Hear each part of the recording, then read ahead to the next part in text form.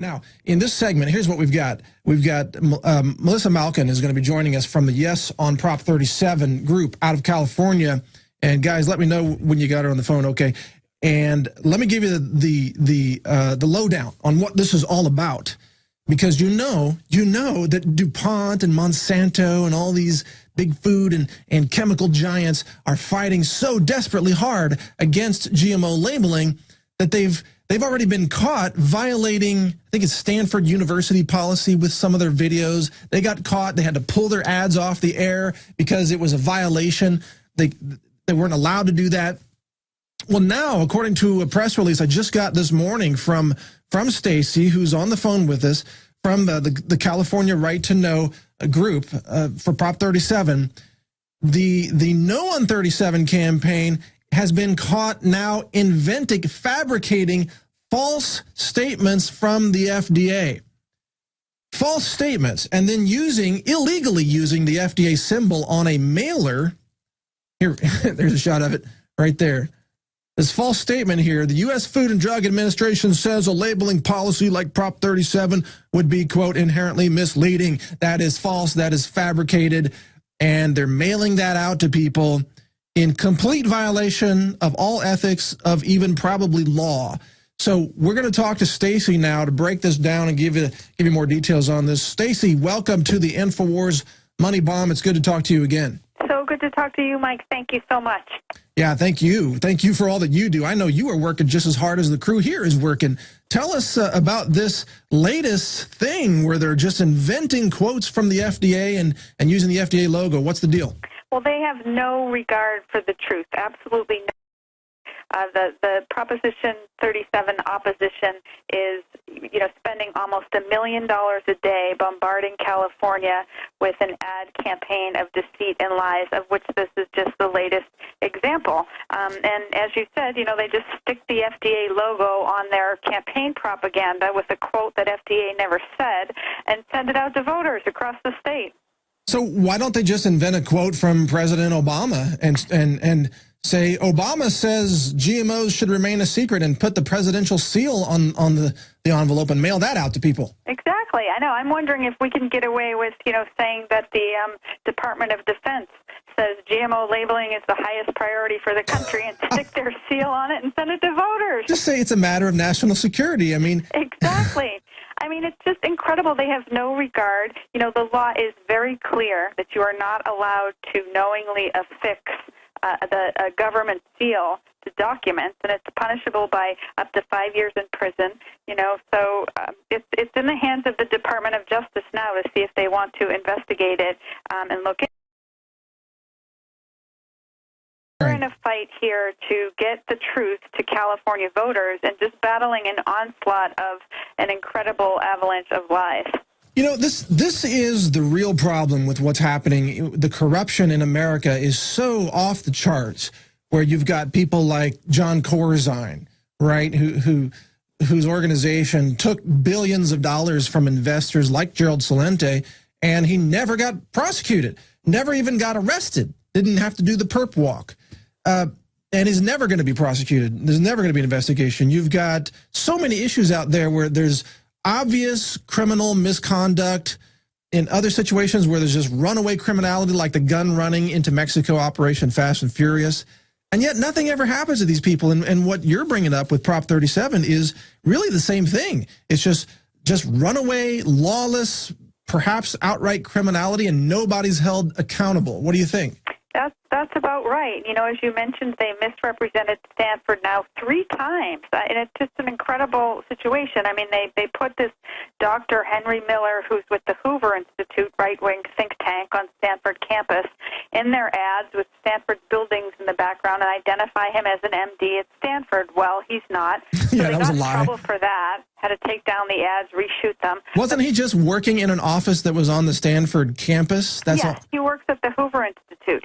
And not only that, he's on TV every hour of every day, all day long, telling voters that Prop 37 makes no sense, which is having an effect on the polls, incredibly.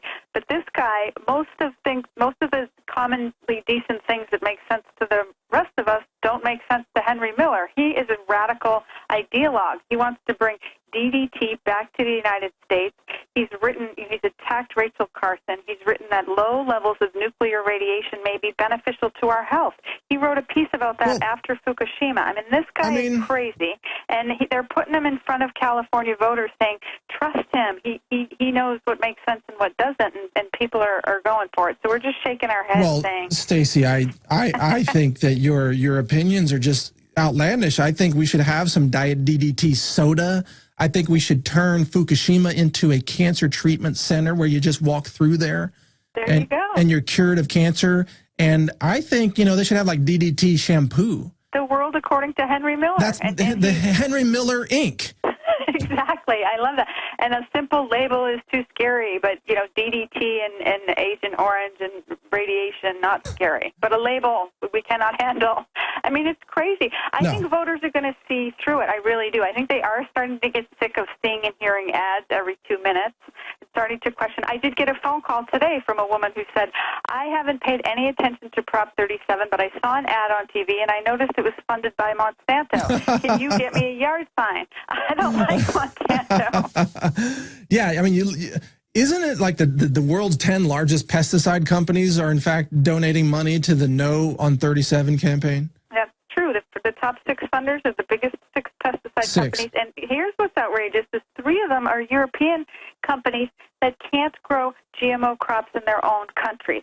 That's 2 German chemical companies and 1 Swiss chemical company. Not allowed to grow GMOs there, but they're going to spend millions of dollars trying to convince California that we don't even have a right to know. So there has never been a more clear division of poison, and the poisoners, the so-called scientific poisoners, versus people who are just trying to protect honest labeling, honest food, honest agriculture, honest parenting, so you can buy foods for your children and you know what's in them.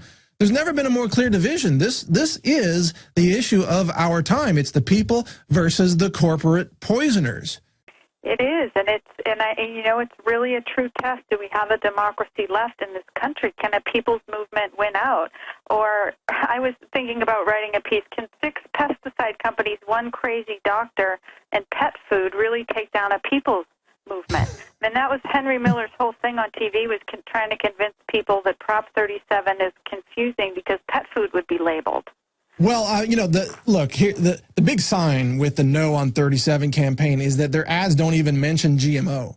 Never, not once. They won't utter the phrase genetically engineered because they know people would obviously want that labeled. So they use all this obfuscation and this trickery and this deceit and then making up the false quote from the FDA and then violating Stanford University policy and just lying. I mean, these people are evil. Look, if Henry Miller is going to be the spokesperson for this, and if GMOs really cause cancer in humans the way that we've seen they've done in rats, if this continues, Henry Miller may end up killing more people than Adolf Hitler. Well, I certainly think that Henry Miller is not a friend to children and not a friend to health and not a person who we should even entertain for a second as a credible spokesperson. Yet they've trotted him out. Well, now they've taken him down and they're going to shift their tactics. Now they're showing doctors on TV and claiming that 500 doctors support their position, which is just flat out, again, just fabrication. A lie. Yeah, sure. Most just make of the that major health and doctors groups are supporting GMO labeling, and they're supporting Prop 37, the American Public Health Association, Physicians for Social Responsibility, the California Nurses, all the major health groups. Well, hey, go back to the ads in the Journal of the American Medical Association in the 1930s. More doctors smoke Camels than any other cigarette. There you go. More doctors support DDT than any other pesticide. More doctors support GMO than any other genetically engineered artificial food. I mean, it just never ends. It's just a new poison, new generation, but the same old lies. So how do we wake people up? I mean, that's the question. How do we get the truth out in the midst of this incredible bombardment of lies on TV that do manipulate people's thoughts? But we have, of course, a huge network online, and we just have to all be telling everyone we know. And for people not in California, calling everyone you know in California and telling them, pay attention to this. This is hugely important. We can win, but only if every single one of us gets out there telling the truth. Absolutely, absolutely. And in fact, one of your biggest allies in this fight, Stacey, has been InfoWars. Alex Jones has covered GMOs exhaustively. They've published my stories on GMO. They've published videos. They've had other guests on GMO, Jeffrey Smith, Ronnie Cummins, many others. In fact, you've been a guest on the show, I believe, when I was hosting before. Yes. InfoWars is a big ally for GMOs, so folks, please support InfoWars. They need your financial assistance to keep doing this job. So go to InfoWarsMoneyBomb.com or call this number to donate now, 888-253-3139, and help support this organization that is speaking the truth about GMOs and demanding that consumers simply have the right to know that in a free market, we should have honest labels so that we can make an informed decision. It's the basis of a free market economy, is actually having information. Otherwise, it's a mystery of what you're buying. I mean, think about this, Stacey. What do they want next? If they don't want GMOs labeled, are they going to go for saying, well, the ingredients list should be removed from foods, and that should just be a giant question mark? Like, you can't even know what you're eating at all. Well, their opinion seems to be that we're not smart enough to be able to handle information, so they might go for that. And, of course, they told us many stories when nutrition labeling came up at all about how the sky would fall and grocery costs would go through the roof. And they're trying that, of course, in California. And it's very cynical because they're hitting low-income communities with the message that the grocery costs will go up by hundreds of dollars a year. And they don't even, when they debate with us in a real public forum, they don't even bring that up because they know they can't even defend it in any way. But that doesn't matter when you're going to go up on TV and just say it's true. You don't have to defend it. No, look, they're printing the labels anyway. It doesn't cost any more to have text on the label. I mean, they're printing the label. The ink is already on the label. I mean, come on. It's a joke that it's going to cost any more. And besides, food prices are going up on their own anyway. They're going up because of the devaluation of the currency due to Federal Reserve fiat currency creation policy. You know, food prices are going up because of the drought, because so many crops failed. You know, food prices are going up no matter what, but definitely not because they had to print a few lines of text on a label. Right. Printing that label anyway. Well, all right, so what else, Stacey? Give us your website so that people can go to your website if they want to just get on board with labeling GMOs. Yes, please. Check out our website, yeson37.org, and you can sign up for our listserv. We're sending daily emails to help folks figure out how to plug in. Today we sent one that said orange jumpsuits for the No on 37 campaign because they've now looks like they may have actually violated federal law and could end up behind bars. We can only hope and dream. But we do send out some fun stuff on our listserv, actions, how you can plug in. We're doing phone banking. We're asking folks to please donate. Every dollar counts to help us get up on the air. And you can find out all that on yeson37.org. All right, excellent. Yeson37.org. And, of course, you can continue to see editorial coverage of that issue here on InfoWars, the website Infowars.com. And, of course, I'm covering over at naturalnews.com on a pretty regular basis there, too. We have a lot of focus on this issue. Stacey, are you okay to take a call or two? Do you have a few minutes? Oh, yeah. All right. Let's do that. Now, to the callers, I know you may have called in on the preparedness topic, and I apologize. We're shifting gears here, but we're going to go back to preparedness after this segment.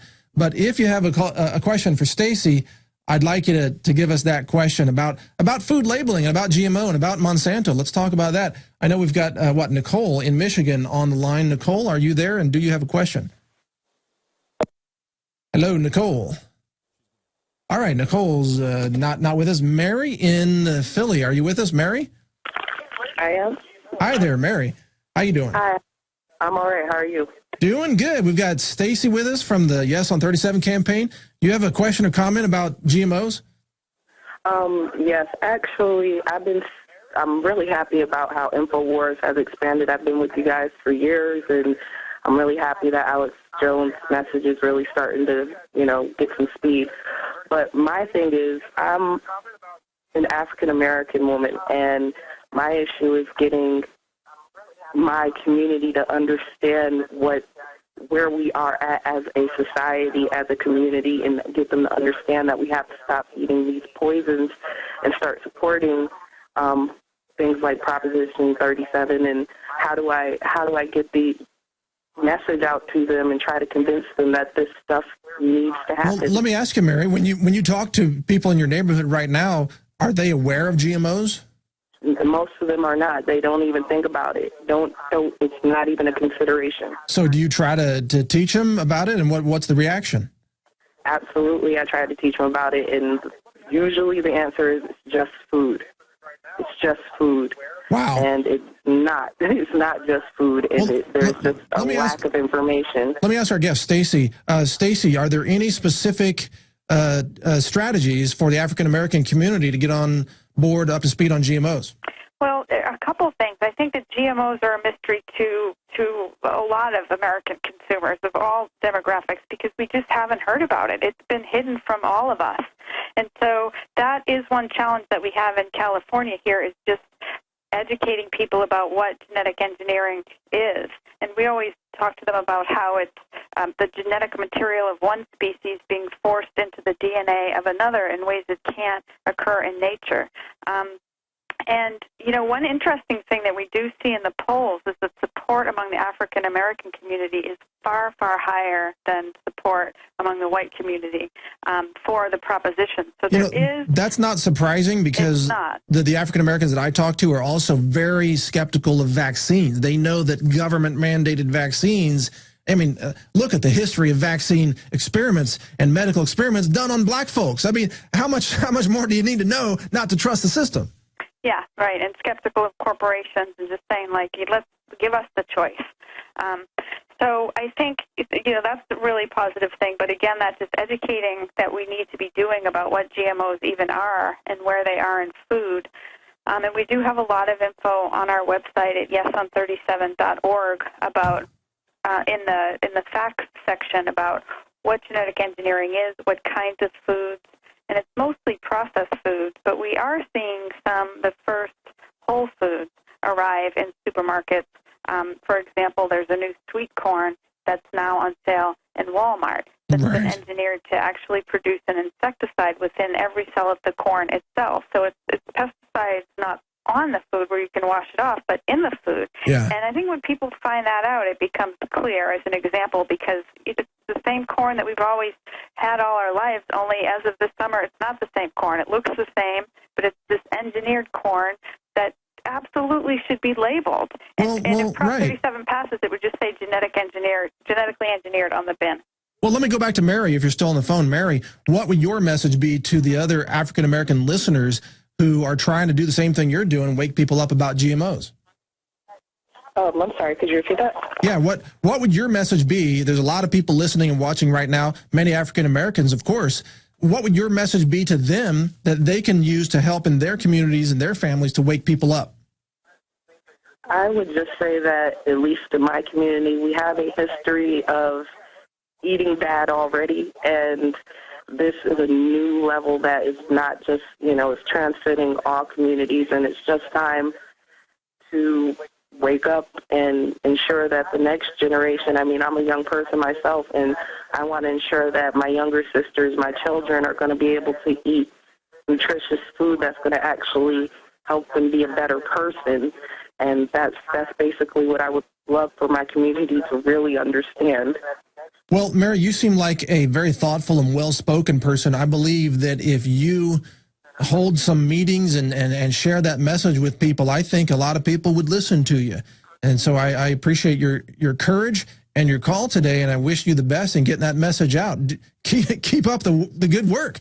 We got to get this message out. Now, so thank you for your call, Mary. Very good points there. And getting back to Stacy. So this is coming down to the wire here. The enemies of honest food are spending $1 million a day, you said, to make sure that people don't know what they're eating.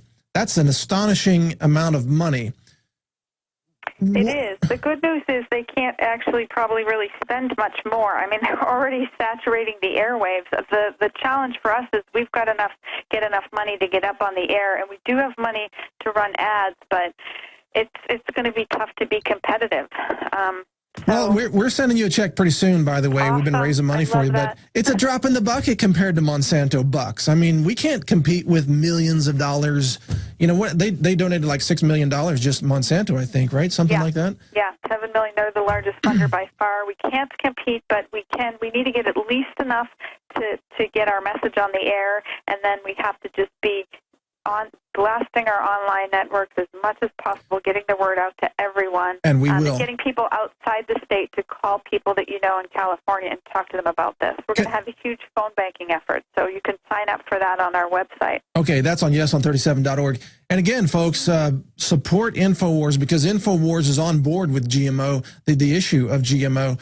And go to InfoWarsMoneyBomb.com, make a donation right now. This organization right here, Stacy, just so you know, I don't know how much you track InfoWars overall, but they not only cover GMOs, they cover dangers in vaccines, they cover liberty and freedom, they cover what I call real environmentalism, not the sort of politically faked environmentalism to control people, but how do we actually save the planet from the poisoners, from the GMO, which is self-replicating genetic pollution, from the deadly chemicals, the deadly mercury, the deadly fluoride, all these other things.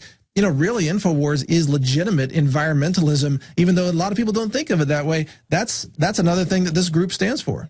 Really great information, and I really just want to thank you for being such a pioneer, both with your website, Mike, and also InfoWars, for educating people about genetically engineered foods, because that's really where I think the movement is coming from, the fact that people are waking up and people are going online to search out information and finding out about things that we didn't even ever think about before. And I think that's really what's driven what's happening here in California, because this is a true people's movement. I mean, it Absolutely. came from the ground up. It did not come from environmental groups.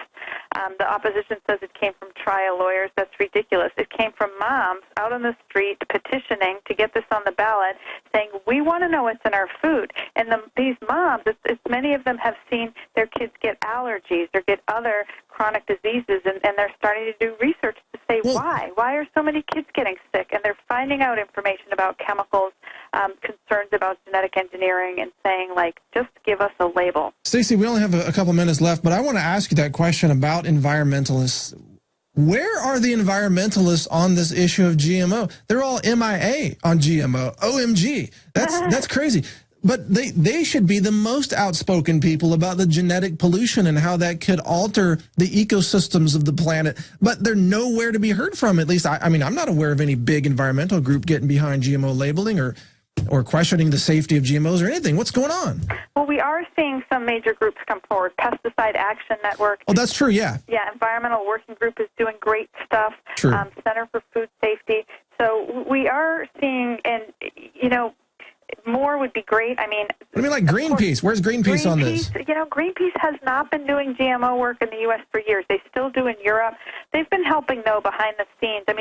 There's a lot of groups care about this issue. They don't have a lot of money to work on it, and this is sort of now what's happening in California, a revival of making this a forefront of the environmental movement. I think that will happen in the wake of this, and that we will see renewed effort across the country for GMO labeling and for testing and for, making a common sense system for dealing with GMOs. Well, yeah, because if you understand anything about ecosystems and sustainable life on our planet, like an oil spill in the Gulf, that's bad, but it can be remediated over time, perhaps with bacteria, for example, and it dilutes, and it again, it's highly toxic, but it dilutes and it goes away over time. It's bad, but not nearly as bad as self-replicating pollution, which is GMO. That stuff, it's like once you unleash it into the environment, you can't put it back in the box because it contaminates other seeds that then replicate and grow, and now you could be threatening the entire future of agriculture. We don't know, but it's a grand experiment, and why are we doing an experiment on all of the planet? Doesn't make any sense. Without even giving consumers a choice. That's why it's so important to do this now, and we have a chance to get this done in just a few weeks in California, but only if everyone comes up to the plate now and gets in the game. Absolutely. Well, Stacey Malkin, I want to thank you for your time, for your courage, for your dedication to this issue. And I want to encourage all those watching to not only support InfoWars at InfoWarsMoneyBomb.com, but also go to yeson37.org and be part of this consumer revolution for honest food. Thank you for joining us, Stacey. Thanks so much, Mike. Have a great day. All right, you too. Great to have you on. Visit InfoWars.com and PrisonPlanet.com. When you're on the site, you can also tune in 24 hours a day to my daily radio broadcast. There's also a free iPhone app to listen to the syndicated radio show when and where you want.